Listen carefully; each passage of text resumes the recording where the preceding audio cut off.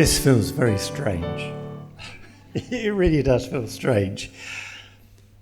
Roger's not here this weekend, he's away.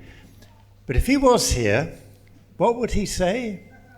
It's good to be together. And it is so good to be together. To worship together, to hear from God together. And last Sunday and this Sunday, we're just calling them Encouragement Sundays. We're trying out a smaller band, and Roger spoke last Sunday, I'm speaking today, and I want to encourage you. I want to thank you. I want to really thank you. And I want to thank God what we've been through, the awfulness that we've all been through. And it looks like the medical guys and girls here, we thank you as well, how you've cared for us.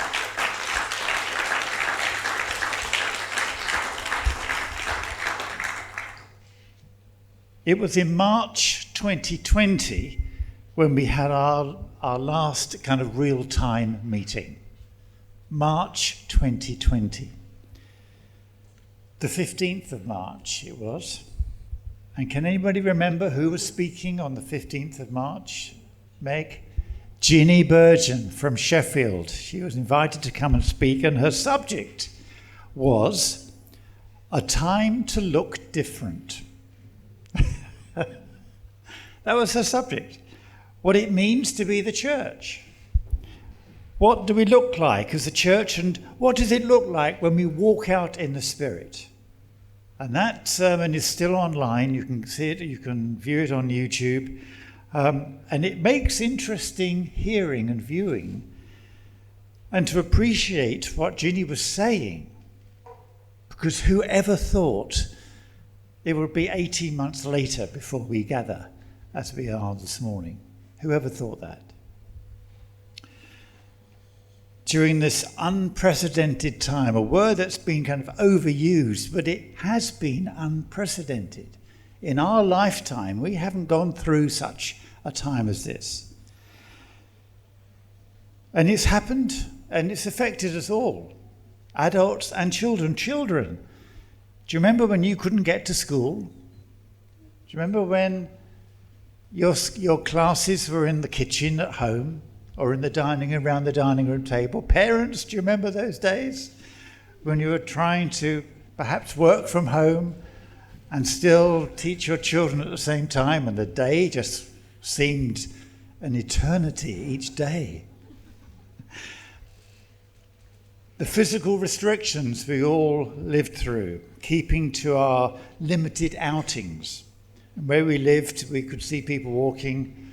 We used to sit outside in the summertime of 2020 and drink our coffee, and we'd see people from the church and we'd wave. And what times they were.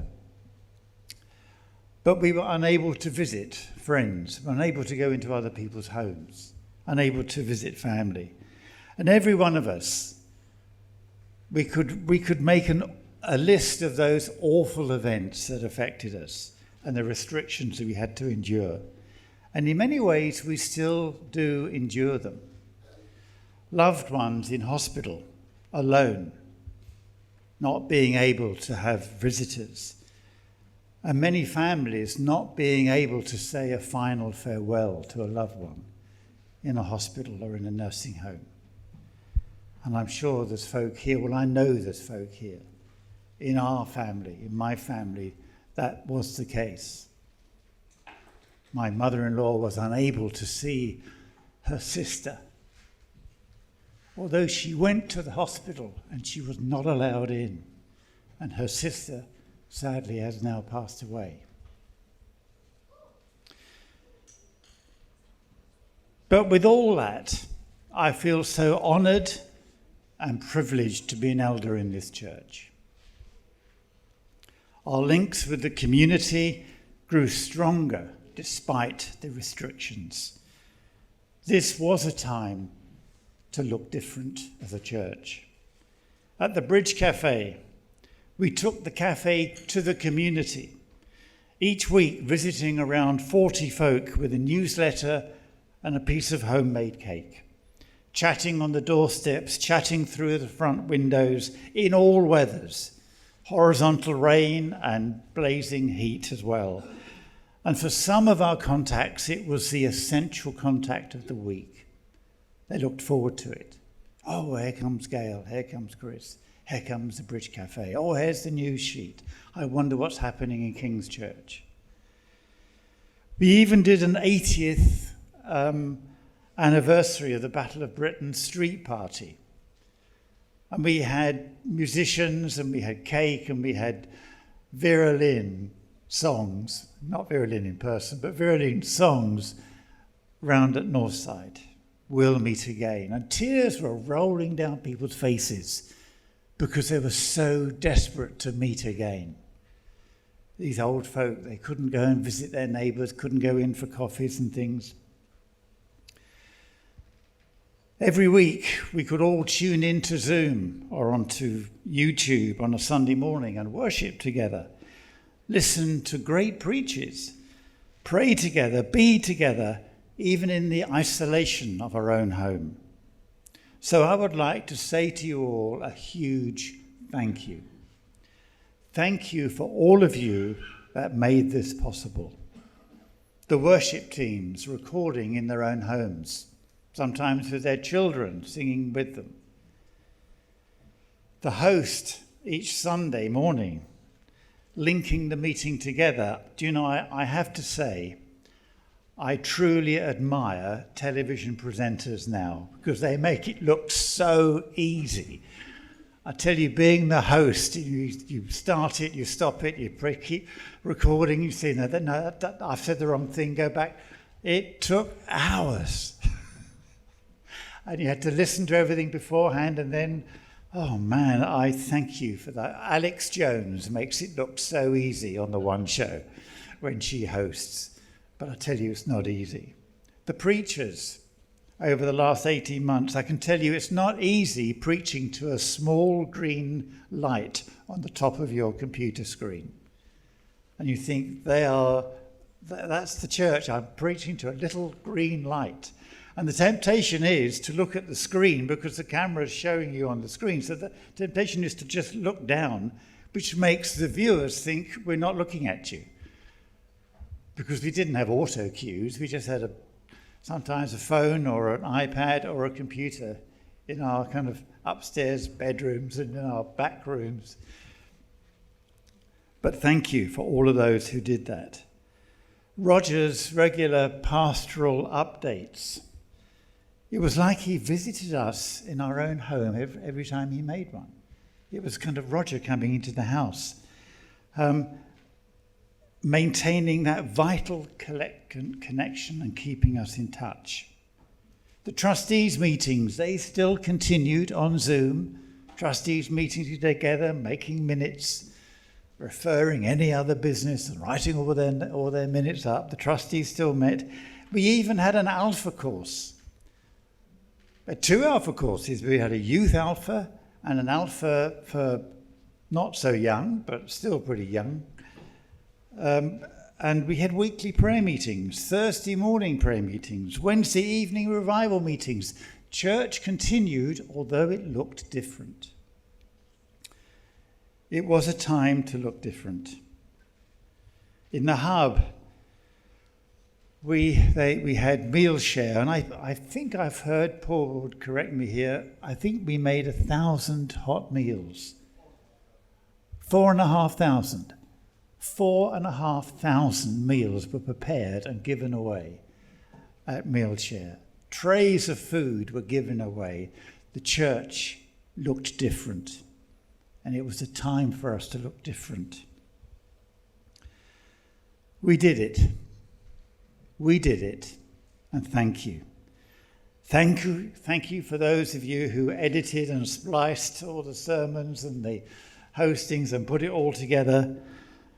The last Christmas, we even filmed out in a very cold, frosty morning up at Winlatter Forest. Some of you may remember that. Richard and I went out, and it was bitterly cold, but we had fun. Well, I had fun. I don't know. Richard, did you have fun? Richard's nodding. No, he's not nodding. Oh, he is nodding. But now, with care and wisdom, we are getting back together again in person. But it's still a time to look different. What does it look like walking out in the Spirit? It's still a time to look different. We can't go back to as we were 18 months ago. We are different people. Well, we're the same people, but we're different. The world is a different place. The harvest looks different. The harvest is different. I know that we are fully aware that the virus is still with us, but with care and wisdom, we can move forward together. Today, as Gail has said, will be the last day, we think, that we will need to wear a mask to sing. Won't that be great to be able to sing without a mask on, without your glasses? Those of us who wear glasses, won't it be great that our glasses won't be steaming up? But of course, feel free to continue to wear a mask if you wish. I fully understand that. Next week, we are starting, as we came up on the screen earlier on, a new preaching series going through our statement of faith. And we've got a new leaflet which will be available to all of us soon, which is our statement of faith. What do we believe as a church? And we're going to go through that, each item, looking at what do we really believe? How does that line up with the Bible? How does that affect us? How does that make us as a church look different? It will help us understanding what we believe to be and fulfill our vision of loving Jesus and making him known. And Roger is going to start this series off next week on the subject of the Trinity. I'm so glad I didn't get that one. Thank you, Rog. Well done. If you're listening to this during the week, Rog, I hope your preparation's going well. But this morning, we're going to break bread together. We're going to be together, have communion together. So I'd like to pray now. And when I finish praying, perhaps the musicians and the camera guys and Malcolm as well, if you'd like to go and break bread while I'm just looking at a scripture together, and then while we're breaking bread, perhaps you'd be kind enough to play a few songs, sing a few songs, Matt. So let's just pray. Father, Lord Jesus, we come together to enjoy communion. We come to your table, Lord, and we thank you for the sacrifice that you made. We thank you for that sacrifice, Lord, and we remember as we take the bread, as we take the wine, we remember the cross. We remember what happened on the cross. And now we are free to draw near. We are free to draw near. We can enter the Holy of Holies, and we can draw near to our living God through the sacrifice of Jesus. Thank you. Thank you, Jesus. So the musicians would like to take communion now. And on the screen will come, I just want to read a scripture. It's always good to finish with a good scripture. Not that scripture's bad at all, but with one of my favourite parts of the Bible, Romans chapter 8. I'm going to start from verse 35. And here it comes on the screen. What shall we say to these things? Now, obviously, starting in the middle of a chapter, in the middle of a letter, there's always something that's gone ahead. So for your homework, read the first 7.5 chapters of Romans, and you'll find out what these things are. But later, the second part of verse 31, it says, if God is for us, who can be against us? He who did not spare his own son, but gave him up for all of us, how will he not also with him graciously give all things? Who shall bring any charge against God's elect? It is God who justifies. Who is to condemn? Christ Jesus is the one who died. More than that, who was raised, who is at the right hand of God, who is interceding for us. Now let's just pause on that word, interceding for us. What does that mean? It means he is saying to the Father, Brent, Lord, bless Brent today. James, going to his office for the first time tomorrow. Bless him. And Jesus is saying this to the Father. He's interceding. He's standing in your place saying, hey, for all of us, I just named two, but for all of us. That's what interceding is. And Jesus sitting at the right hand, he is interceding for us, showing how much Christ loves us. Who shall separate us from the love of Christ? Shall tribulation or distress or persecution or famine or nakedness or danger or sword? As it is written, for your sake we are being killed all day long. We are regarded as sheep to be slaughtered. And verse 37 says, no, in all things we struggle through. No, it doesn't say that. In all things we conquer. No, it doesn't say that either. It says in all things we are more than conquerors. We are more than conquerors. Friends, for the last 18 months, you have been more than conquerors. This is almost like a huge crescendo that when Paul wrote this letter. Because verse 38 says, I am sure that neither death nor life, nor angels, nor rulers, nor things present, nor things to come, nor powers, nor height or depth, nor anything else in all creation will be able to separate us from the love of God in Christ Jesus our Lord. What an amazing, solid, foundational truth. Nothing will separate you from the love of Jesus. Nothing will separate you. Your mistakes, our errors. No. Jesus is interceding to the Father. Hey, Father, don't forget. Hey, Father, look at this. Hey, Father, look at this. Wow. Thank you, church. Thank you for the last 18 months. Well done to all of us. Well done. I'd like to say we got through it. I know the virus is still around, but we got through it. And here we are today, distancing, but wow, it's good to be together. So let's break bread as the musicians come and play some music for us. Let's break bread. There's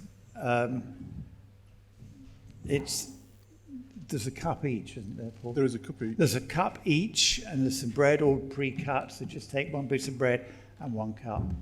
Break together in family units or however you wish, but let's be together. Let's be thankful.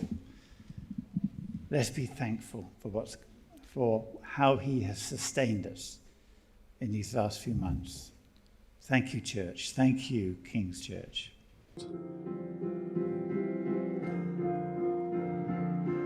No love is higher, no love is wider, no love is deeper, no love is truer, no love is higher, no love is wider, no love is like your love, oh Lord. No love is higher. No love is higher, no love is wider, no love is deeper, no love is truer, no love is higher, no love is wider. No love is like your love, Lord. Here is love, vast as the ocean, loving kindness as a flood. When the Prince of Life, our ransom, shed for us his precious blood. Who is love will not remember, who can cease to sing his praise. He can never be forgotten, throughout hands eternal days.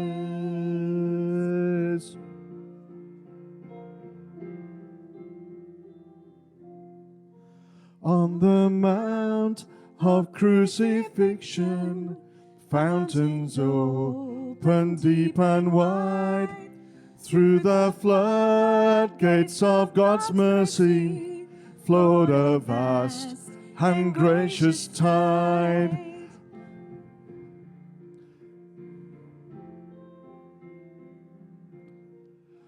Who is love will not remember, who can cease to sing his praise. He can never be forgotten, throughout hands no love is higher, no love is higher.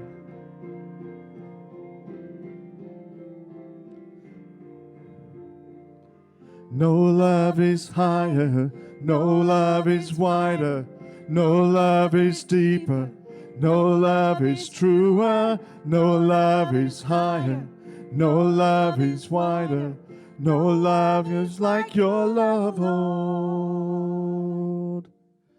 Grace and love, like mighty rivers, poured incessant from above, and hence peace and perfect justice kissed a guilty world in love. Who his love will not remember, who can cease to sing his praise. He can never be forgotten, throughout hands eternal days. Let's enjoy God's love. It's flowing to you as we've broken bread, just a symbol of his love to you. No love is higher.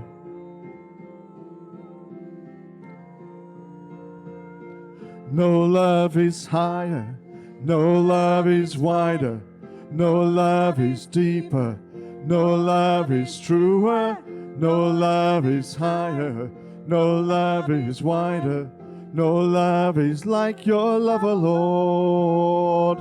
No love is higher, no love is wider, no love is deeper, no love is wider, No love is higher, no love is wider, no love is like your love, O Lord.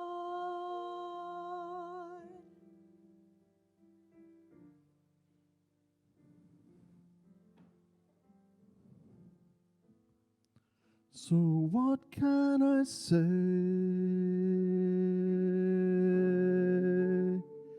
And what can I do? But offer this heart, O God, Completely to you. so what can I say? And what can I do? But offer this heart, O God, completely to you.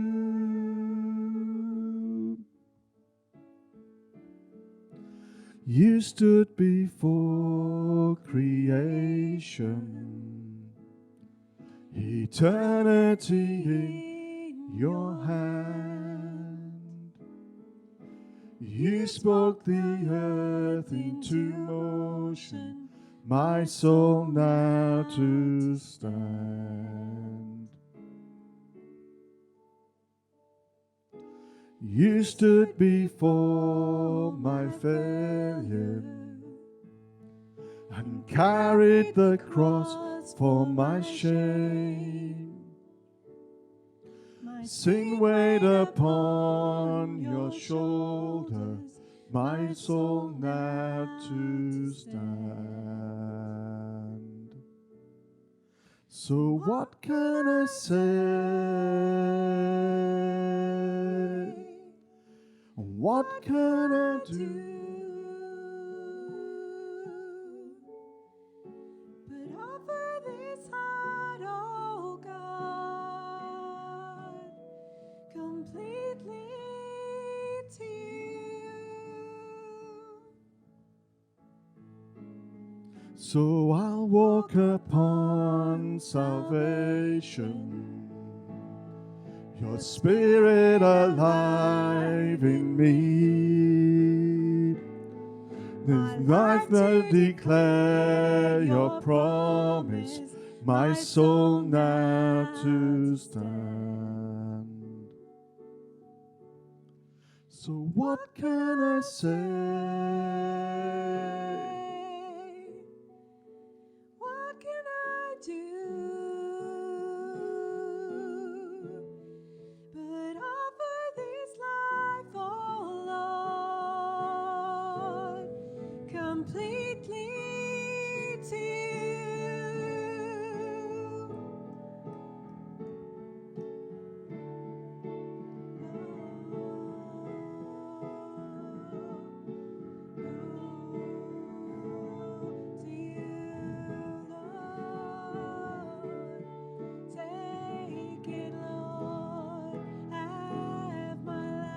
So I'll stand with arms high and heart abandoned in awe of the one who gave it all. I'll stand, my soul, Lord, to you surrendered all. I am is yours, so I'll stand.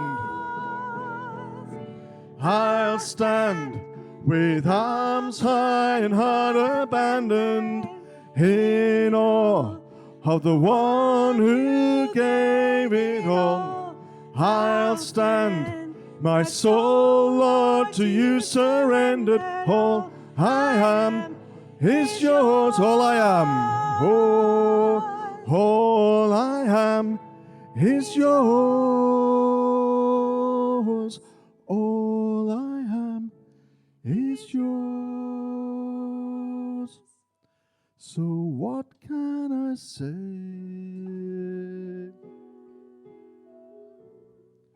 And what can I do but offer this heart, oh God, completely to you.